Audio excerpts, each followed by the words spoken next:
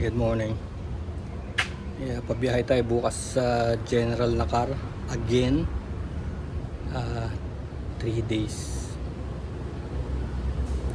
Kasi naalala nyo nung una, no? Look pa to setup. So idagdag na ako na isa pang ilaw dito. Ito yung binlog natin na minsan na 100 something na lang to, 3 lights. Pandagdag lang para dumiretso lang. Ito sa baba ito na nakatutok. Ito medyo doon. Ito wala to. Dahil sa reflector niya sira na, no. So yun, nag 25 tayo rito, PSI 25, mas maganda sa lubak 25. Pero actually pinipindot-pindot ko to, ang tigas. Pag check ko ng PSI 10 na lang. 10 sa harap, 10 sa likod. Ano ibig sabihin yun? Ibig sabihin itong mga gulong na to hindi masyado nakasalalay sa PSI kasi mga matitigas to mga Leo tire to pantrabaho. Matitigas siya talaga, kaya sinasabi ko nga pag ito nawala ng hangin nakatayo pa rin yun ang balak namin pagka alanganing lugar, running flat na lang kaysa, di ba? Mura lang naman yan 600 lang yan isipin mo 600 pesos. Gusto mo magpapatow ka pa, 600 pesos. Ganyan. Pa-change oil tayo, nag-change oil ako. So, yun lang. Tank natin, 0.5. Tapos alam niyo yung nakaraan na masyado akong heavy sa likod. Heavy sa likod. Tapos sa harap maluwag daw, parang magaan. So nilagay ko tong tank bag. So itong tank bag na to, pwede kong ilipat yung mga laman doon sa likod, lagay sa harap kung kailangan kong mag-balance na, let's say pataas, uphill, lubak-lubak, lagay ko rito. Buti na lang yung tanke ko ay metal pa kasi naka-magnet to magnet mount. See? May magnet yung bag, magnet. Pero hindi na gumagana sa mga modern bikes kasi mga modern bikes plastic and fiberglass na, hindi siya dumidikit. So yun, meron tayong bagong addition bukod sa tested na natin yung USB sa diretso sa battery. Minsan lalayo tayo sa motor, minsan yung campsite malayo, hindi mo kasama yung motor, so problema yun. Meron tayong addition yung na-charge ko na yung intercom ko using this USB charger, 160 pesos 160 pesos. So yan, dahan-dahan na natin. Tignan niyo yung kasama niyo. Look. Lahat ng klaseng plug maliban sa Apple. Wala siya yung pang Apple. Pero meron siya yung mga C, ay mga luma meron din siya.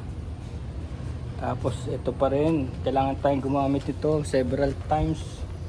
Tumakbo ko dun, hindi ako gumamit nito. So ngayon gumamit na ako kasi yung problema na ito mga ganitong pipitsugin to dito mga original packs. Nakakalas ng strap ayan may strap siya pero mahinang klase kaya ang ginawa ko, nilagyan ko ng tornilyo. Tapos ayun nakaano na lang siya itong zip talagay ko doon para hindi siya matanggal, di ba? Lagyan ko ng tornilyo na para magamit kasi 2-3 na nag-crash sa amin dun malala yung mga tama kung wala nito. Kita mo to talaga wak to. Sabihin kung hindi siya nakaganyan tapos syempre mainit, nagsasando-sando lang kami pero actually ito talaga yung second skin meron ako dyan yung pang racing kaya naka-padding yun ito pwede na to, second skin, para pag madaling araw pwede mo gawing kumot tsaka hindi tinatagusan basta-basta ng tubig. Mababasa siya, bibigat pero hindi aabot dun sa balat mo. Tulad nito, mga leather. Tapos of course ito, panali, pang dog to pero stretchable siya kaya kung may hahatakin motor sa motor, maganda to kasi hindi siya makasugat ng paint. Dinadala ko yan. And of course yung shock absorber natin may damper na. May damper kaya pagka jumump ka sa mga malalalim na lubak hindi siya mag-spring back agad. Safe siya. So chinik ko na lahat. Itong CB110 na to, 15 years old, yung tingin niya siya pa rin. tigas ang ulo, no? Pero siya nagko-okay pa naman. Yung chain niya, siya pa rin. 15 years ago. Yung rim, siya pa rin, oh. Yung gulong lang, kailangan tayo mag-change in a while, no? Kinakalawang na, no? Pero matibay pa rin siya. So yung kwento natin sa nakar, naalala nyo, before takot na takot pa tayo. Kung titignan nyo yung mga dating video, takot na takot pa tayong pumasok doon. Tapos kasi may mga dumagat. Tapos ang balita, yung mga dumagat wala silang bakuna. Tapos pag pumasok ka doon, kung meron kang simpleng dalang sipon, maaaring ma-wipe out mo yung malaking portion ng mga tribo nila. Kaya ang ginagawa nila talagang sinisibat, pinapana noon pa, hindi ngayon. May tourism office dadaan tayo sa tourism office ng General Nakar, kaya alam nilang na nandun tayo, niraradyo sabihin ito kasi may konsehal din dun ito may papasok dyan hindi yan mga kilala na yan, ganun, kaya kayo matatakot. Tapos meron pa nung time na yun dati marami daw bandido, no, mga NPA, ganyan. Meron pa rin, pero hindi mo nakikisalamuha sila sa iyo. Ang ayaw lang nila yung huliin mo sila. O kaya may pupunta ka doon, may dala kang baril, tapos manguhuli, meron kayo operasyon. Alam nila kung may operasyon, kaya hindi kasali doon ng mga sibilyan. Tsaka ilang beses na kami nakapunta doon, wala naman kami naririnig na babarilan. Tsaka mababait yung mga tao doon. Kilala na namin yan. Tsaka marami yan mula sa buong Quezon yan, sa tabi ng dagat, kahit na aabutin pa yan ng pagsanhan, talagang marami yan sila. Kaya lang pag mga piyesta, magkakasama din sila, mga pulis, mga militar, mga bandido, magkakasama sila, magkakakilala sila. Yun nga lang, nagsasabihan din sila pag may operasyon. Parang sistema na talaga.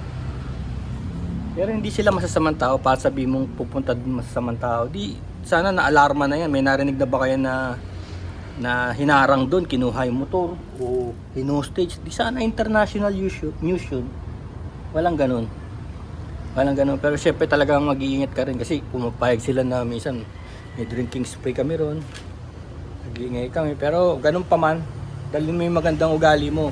Pag nandun kami, hindi kami nagkakalat. Pag may nagkalat na iba, nilililis pa rin namin. Dinadala ko, inuuwi ko. Hindi mo pwedeng sirain yung lugar na yun. Napakaganda. Kaya nag-i-invite nga kami.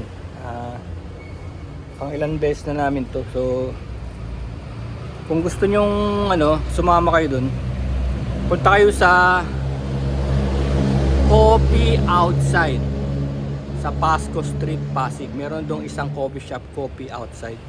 Nandun yung mga taong pag kausapin nyo kung gusto nyo sumama ron sa grupo na Giorno and Friends or PG Bandido, ganon, mga ganon. May mga club sila na ganon, no? Basta't okay kayo, kasali kayo, walang problema. So yan ang setup ko. So kailangan dala ka pa rin ng ganito kahit papano, coffee, sabaw. Tapos meron kami mga metal plates, metal spoon. Ito, nandito yung mga rain jacket, nandito yung tent, bilog kasi yung tent ko, bilog. So tent and kumot, importante kumot kasi 3 araw, grabe, ang lamig dun. Tapos mga damit, tapos snacks, no? Snacks, may tindahan dun sa may mismong fishport, may tindahan. Doon kayo bumibili lahat. Tapos mura lang, minsan may mga parang ridiculously cheap, may mga seafood, ridiculously cheap. Isang buong yellowfin tuna, bluefin tuna, 250 pesos. 250. Grabe. Tapos yung mga lobster doon parang 400 400 lang. So ang mura talaga doon. Tapos yung mga kasama namin na hindi pa nakarating sa ibang lugar, sinasabi ko the best para sa akin tong lugar na to. Kaya sinasabi niya, punta naman natin yung lugar na yun, doon. Sige. Sabi ko, hindi nyo maintindihan yung kwento ko unless maranasan nyo, no? So pumunta kami sa mga baler, pumunta kami sa mga nilalis yung kinikwento kong twisties na parang namamaligno ka, yung 100 kilometer na twisties na parang isa lang ang dinadaanan mo, na parang hindi ka nakakaumuusad, para ka namamaligno. Kinikwento ko yun lagi, hindi nila makuha. Pero nung dumaan kami sa sa ano, papuntang San Luis, Aurora, ayun. Sila na mismo nagsabi sa akin, para tayo naman maligno, no? So yun, yung mga ganong experience, kailangan nila maranasan. Tapos may narinig din ako na nagpunta kami dun sa may Baler, sabi ko, wala talagang tatalo sa Nakar. Ayun, narinig ko rin sa kanila, ayaw ko na dito, mas maganda sa Nakar. Kailangan ma-experience din nila bago, ano, mahirap ipaliwanag minsan. Kaya pag sinabi ko talaga sa inyong maganda doon sa Nakar ngayon, habang wala pang komersyo, kasi super highway yun, papuntang Dingalan, Aurora yun. Kaya pag yun nabuksan, hindi na yun magiging kagaya niyan na wilderness na halos walang mga tao, ano. Magiging ano na yan, magiging commercialized area, magiging super highway. Kaya ngayon yung mga time na masarap siyang puntahan, lalo na yung halos ano na yung papalapit na yung butas, kasi siguro mga less than 20 kilometers na lang yung jungle.